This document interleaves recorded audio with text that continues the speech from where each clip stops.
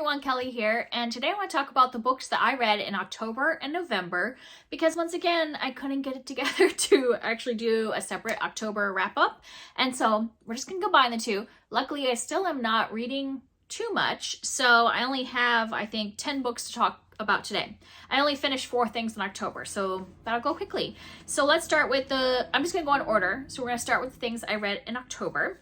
So first up, I picked up The Diviners by Libba Bray, and this series has been around for a while. It was talked about a lot on BookTube several years ago, and I had bought the first book and just had it sitting on my TBR for a long time, and I thought, this is kind of perfect for October because it has kind of a more supernatural, paranormal kind of feel to it. I ended up reading this on audiobook, which I think was a smart idea because this has a lot of like 1920s lingo in it, and I think that I would have found the dialogue more cheesy if I was like reading it on paper, but hearing the like conversations out loud with the narrator I thought were a lot better. And this is a really great narrator. It's January Lavoie, and she just is really good at narrating. And this is about, so it's taking place in the 1920s, and it's following a girl named Evie who's from a small town, and she's got this kind of like special ability that she hasn't told anybody about, but it gets her in trouble. And so she ends up getting sent to New York City to live with her uncle to kind of like get her out of town so that people will forget what happened. And her uncle runs this museum that's kind of like of the occult, like a lot of kind of strange things in the museum. And so she kind of gets pulled into this world in New York City. In the 1920s, there was a lot of that kind of stuff going on, seances and all of that kind of obsession with the occult. And so she gets kind of drawn into that world, and the fact that she has this ability, it turns out that she is able to, I guess it's written on, I was seeing if it's written in the summary, her uncle gets called to this crime scene because there were some things that they wanted to consult him on. Like the police wanted to consult him because there were some like old artifacts or something like that. And she ends up using her ability to help with the murder. And so then I think that's where we're going to go in the series. And yeah, I just really had a fun time with this. It wasn't the best thing I have ever read, but it was like 4 stars, good time. I enjoyed it. Want to continue the series and see what happens, because there was a lot of characters introduced in this one. Like Evie was kind of what we started with, but a lot of characters that I think are going to be main characters. And so I'm interested to continue and see where that goes. Then I picked up The Hollow Places by T. Kingfisher. And this is about a woman named Kara. I mean, it starts with a K, so I think that's Kara. And she is recently, I think she's recently divorced. And so, yeah, freshly divorced. And so she decides to move in with her uncle. Is that true? Yeah. So like, I was just questioning myself because the last book was about a girl that goes live with her uncle in a museum of weird things. And in this one, she moves in with her uncle who owns a museum of weird things. So yeah, I ended up with 2 books that were very similar in their like setup, but much different character, because this is obviously somebody in her, like I think she's in more her 30s, and she's kind of like starting her life over again, and she's like working at the museum to help her uncle out.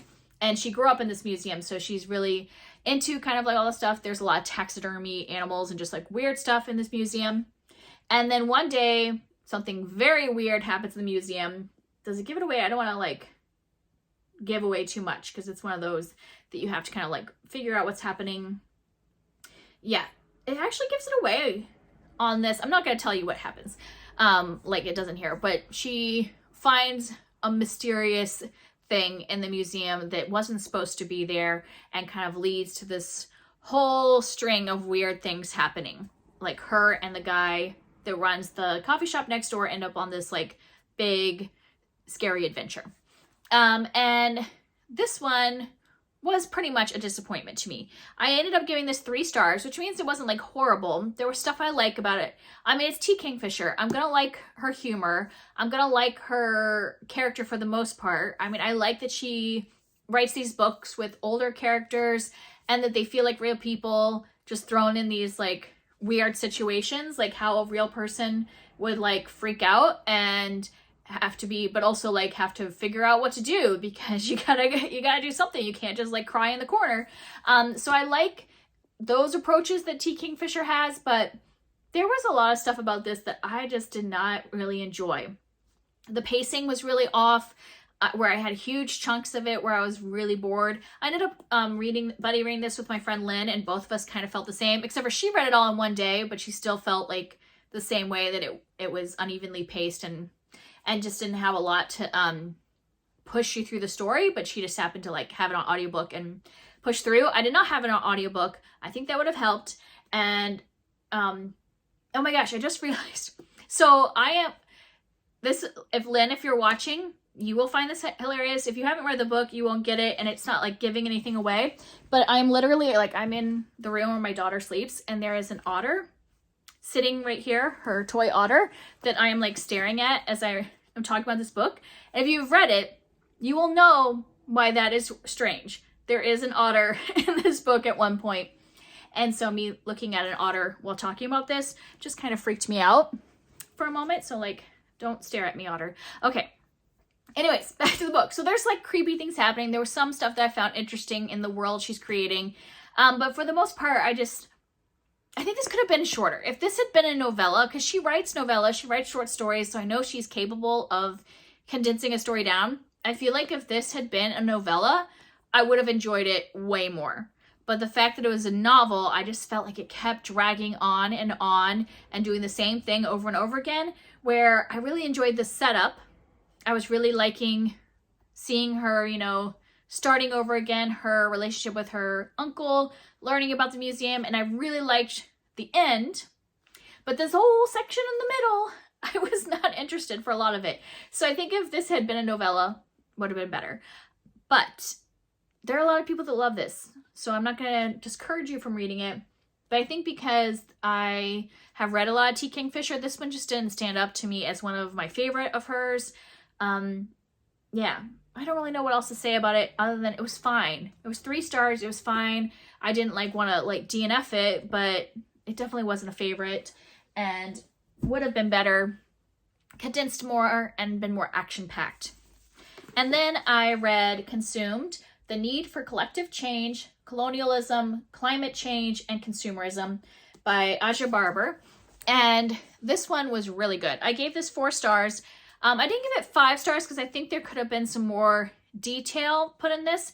But as like a beginning of learning about this topic, I think this is really good. So if you are interested in the topic of kind of like our current consumerism and like fast fashion and kind of learning more about what happens to fast fashion, like it's not like it just disappears off the planet.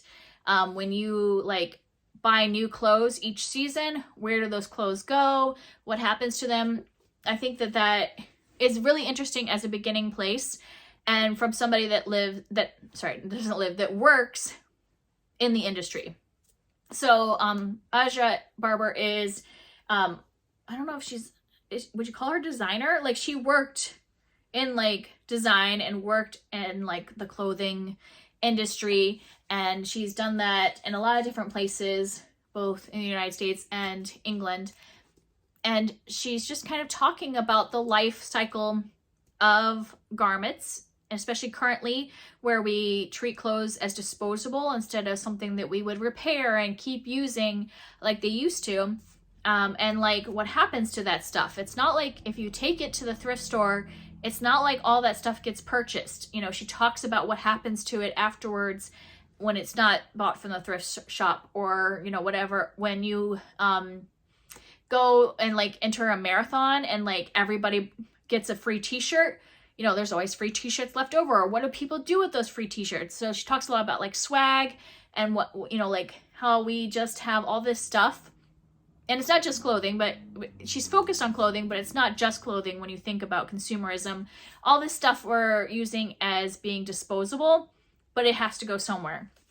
And so I think that that's a important topic right now. There's some other books that I want to read on the same topic, but this is really great as a starting point, and then you can move on to like learning more, because I think it gives you a basic outline of the topic, you know. And she's also going back to colonialism and how that goes into this whole thing where, you know, there are certain countries that have the factories, so it might be like an American or European owned company, but they have their factory in a different country and they're not paying the people in that country the same wage they would be paying them if they were in America or Europe. And so that's like perpetuating this cycle and all that. So there's some really interesting things in here. I would highly recommend this.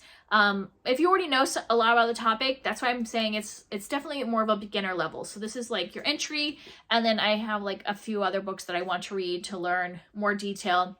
But I would definitely recommend this. I also listened to this on audiobook, and the author narrates it, and I thought she did a good job narrating it. Like, her voice was interesting to listen to, and it makes it kind of faster to get through if you just wanted to pop it in, like kind of almost like a podcast and listen to in the car.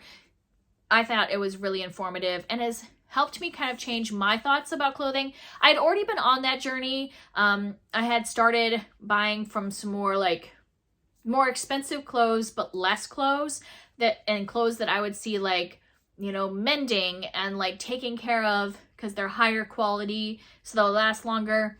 And so like I was already kind of on that journey, and I wanted to learn more about like fast fashion and, you know, more reasons of why we need to move away from that. And so that's why I picked this up. And she also, you know, goes in and talks about, you know, that there are some, you know, the expectation isn't for like somebody who is living under the poverty line to worry too much about fast fashion, because they are not spending enough money and not buying enough clothing to really like be causing the problem. So she's not like saying that everybody needs to change immediately, but those of us that have the ability to start changing that cycle. And then the last book I read in October was Thorn Hedge by T. Kingfisher. And I read this as almost a way to redeem T. Kingfisher for me, because I had read the last two books that I had read before this by T. Kingfisher I didn't like. So Hollow Places, like I said, was fine, but just kind of mediocre. And then before that, I'd read Sword Heart and gave it 2 stars. So that was 2 T. Kingfisher in a row that I couldn't count as like new, you know, favorite books. And so many of the books that I read in the past, I really enjoyed by her. So I was like, okay, I needed to read another book by T. Kingfisher so I don't like move away from this being one of my favorite authors. Like, I still want to enjoy her work. So I think I figured I would like this since it's a fairy tale retelling, and I did. I gave this 4 stars. It's not a new favorite, but I really did enjoy it. I like the way she does fairy tale retellings. It's very short. It's a novella, so I don't want to go into a lot of detail, but basically this is a Sleeping Beauty retelling, but it's more like from the point of view of like after the Sleeping Beauty story, and like the fairy, what happens to the fairy afterwards, and kind of the backstory of the fairy. And I thought it was really interesting interpretation and kind of like view of that character who's not usually the focus in the Sleeping Beauty story. And I found it interesting and fun to read, quick. This is what I like. I like when T. Kingfisher writes fairy tale retellings. I like it when she kind of puts a spin on things, and I like it when she's not overusing the like words. So short or well paced. So yes, I would recommend this if you like fairy tale retellings. So that was everything I read in October. Now we're moving on to November, which I finished 6 things, but I had started several of these things in October, so it's not like I read 6 just in November. But this is what I finished in November. First, I read Witchlings by Claribel A. Ortega, and this was for a readathon I was doing. We did a middle grade magic readathon, and our readathon was in October, but our group read was like we were doing a live show for it in November. So I kind of like finished this right before the live show, and this was a lot of fun. I gave this 4 stars. This is following a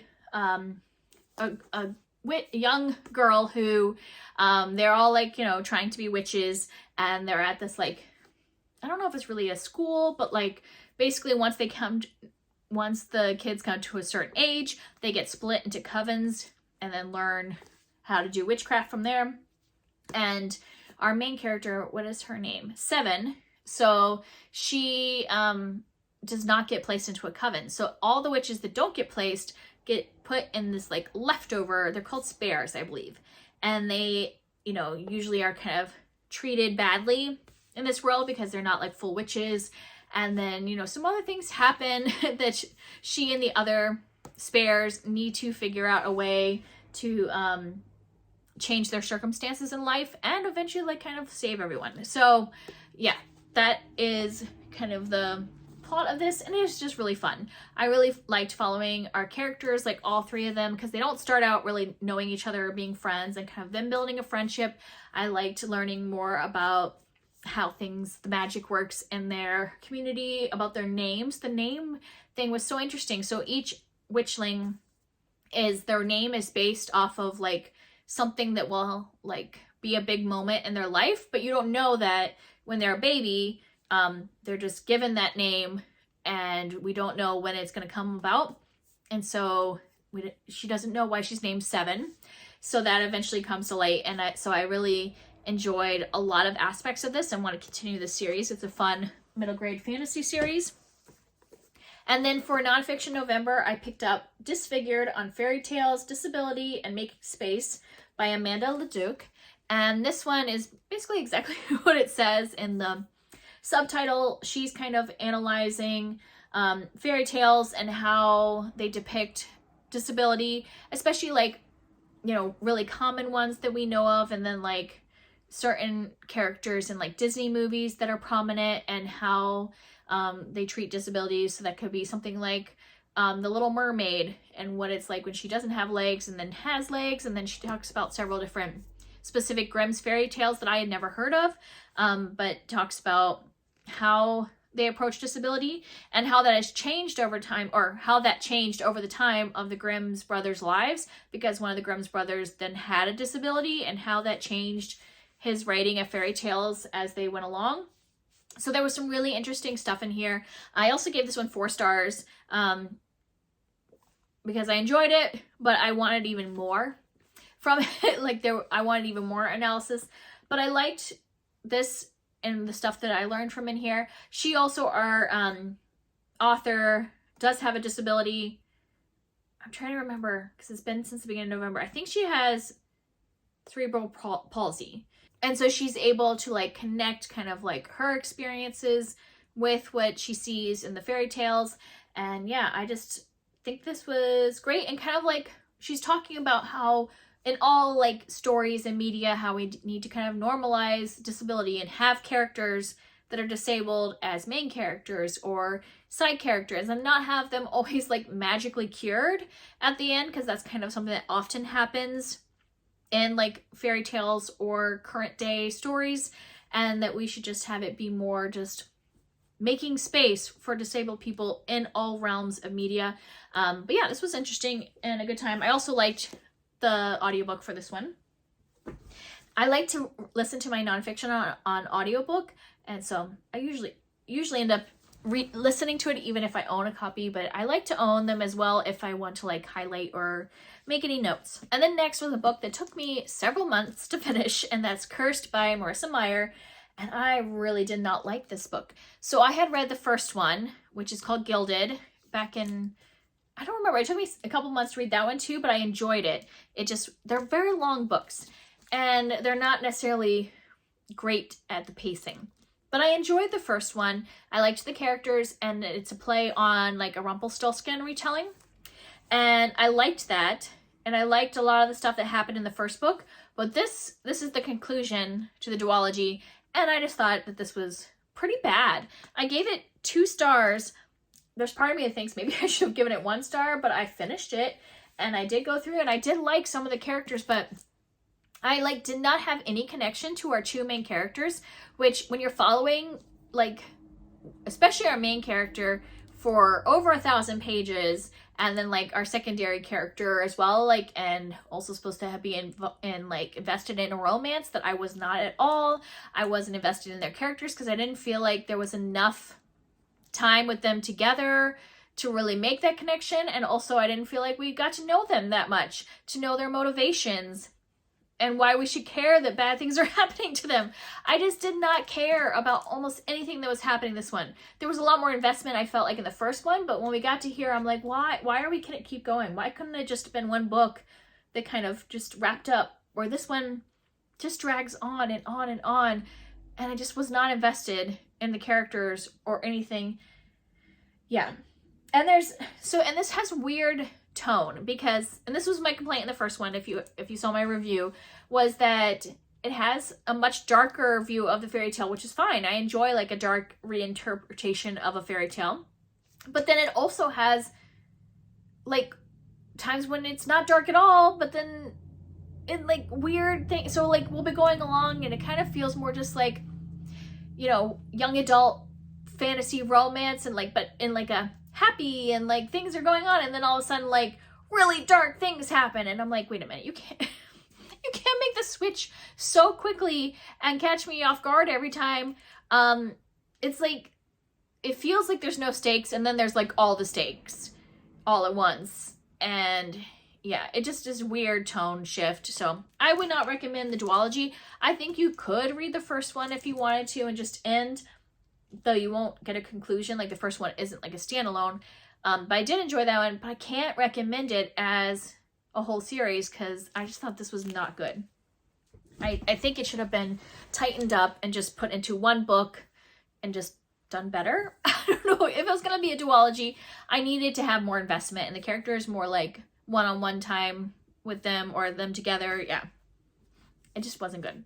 And then next, another one that kind of disappointed me was Leave the World Behind by Ruman Alam, which this is not an unpopular opinion. This book has pretty low ratings, and I didn't give it a low rating. I thought that the writing was good. I gave it 3 stars because I could appreciate the writing and kind of what he was doing with the story, but I just didn't really like it. Even though I could understand and respect it, I just wanted it to be something different, ultimately. And it was probably part of my fault because I watched the trailer for the Netflix movie before reading this, because it had popped up somewhere. I watched the trailer and I was like, oh, that looks really interesting. And then I was like, oh, I know this is based on a book. I should read the book first. Well, the book is, as far as I can tell, nothing like the movie, because even what's in the trailer does not happen in this book. Like, I'm reading the book and I'm like, so far, I was like halfway through and I was telling my husband, none of the stuff in the trailer is happening in the book yet. Is it all going to happen in the end? It doesn't happen. Like, so don't watch the trailer or the movie before reading this if you're interested, because they are obviously very different. Like, I think all they did was take the beginning concept of this and then go from there in the movie and put a lot more action in it, where this is not an action book. This is definitely more like, not to say psychological, but like just seeing how regular people would interact with each other if like something is happening that you don't fully know what's happening. And so it's kind of like, is there an apocalypse? What's going on? We don't know, but we're staying in our safe little spot. I guess I didn't tell you what this is about, but basically this family is renting like an Airbnb. They're staying at this vacation and rental, and then this couple shows up and is like, this is our home. We needed to flee New York. Can we stay here with you since this is our home and this is like our escape outside of the city? But they don't know a lot of details of what's happening either. So something is happening, but we don't really like focus on the what's happening. We focus on just these people, living with the uncertainty and not knowing what's really going on, but there's stuff happening around them, but it's just kind of mild, where it's like something is happening, but what? But the point is not what is happening. The point is how people react in that situation, if you get what I mean. So it's more literary than like sci-fi, if you get what I mean. So if you want it to be like sci-fi action, watch the movie. If you want it to be more literary, read the book. But don't expect them to be the same. I haven't watched the movie, but I can tell from the just the preview that it's going to be very different. All right, and then let's move something totally different and go to romance. I read The Merchant and the Rogue by Sarah M. Eden. This is, I think, the third book in a series. What's this called? The Dread Penny series, I believe. And all of them follow characters who write penny dreadfuls. So this is back in the 1800s, and we're following like kind of a society of these men who write penny dreadfuls, and then they, each have a romance in each of these books. And this one, I really like the romance in this one. I don't want to give it away because I don't know. Some people don't like to know who the romance is about. So I won't say who the characters are, but I really like this. I liked the interaction between the couple that were following this. I liked how their friendship developed and then their romance developed. I liked kind of the side plots in this, because even though we have like an overarching plot of kind of like this society kind of battling this big bad that's going on in the city that's kind of harming the poor people of the city. So we've got that overarching plot over all the books, but this also has like a plot that's going on with the woman mostly, and kind of, well, I guess they're both involved in it, but if it wasn't this woman, this wouldn't be happening, but you know what I mean? So it's all like revolving around her and her store, and I really enjoyed that plot. So I found this to be a really good entry in the series, and so I gave it 4 stars. I like this series. It's definitely like, it's not steamy at all, so if you want something that's just like romance, but kind of more proper romance or whatever, they're just gonna be kissing, but like have good connection between the characters, I like it. And the last book I read was Wool by Hugh Howey. And this one was another one where it has been made into a television show. And so I had, my husband and I saw the show, what is it on, Apple TV? Yeah. And I was like, oh, I know that's based on a book, but he really wanted to watch it. So I was like, you know, I've owned this book for like 5 years and haven't read it yet. Let's just watch the show. And then you get to the end of the show, and you know, I'm like, what happens next? Maybe I'll read the book instead of waiting till the next season. So I picked up the book, and this is a case where, in my opinion, the movie or the show is better than the book. I didn't love this. I gave it 3 stars. It's fine. I like the concept a lot, which is why I like the show, because they're using the concept, but the show does such a better job with both characters and action that if I were going to advise you to do one, I would say watch the show. Because I didn't love this at all. Like, maybe I should even give it 2 stars, because it just wasn't very good in my opinion. Like I said, but I think I'm giving it more because the concept is really good and everything, and I think I'm giving it more because I have the characters from the show in my head, but that's not really what's in here. So basically what this concept is that people in the future are living in these silos that are in the ground and they can't go outside. So something has happened out there that, you know, it's not breathable or whatever, the air is not breathable.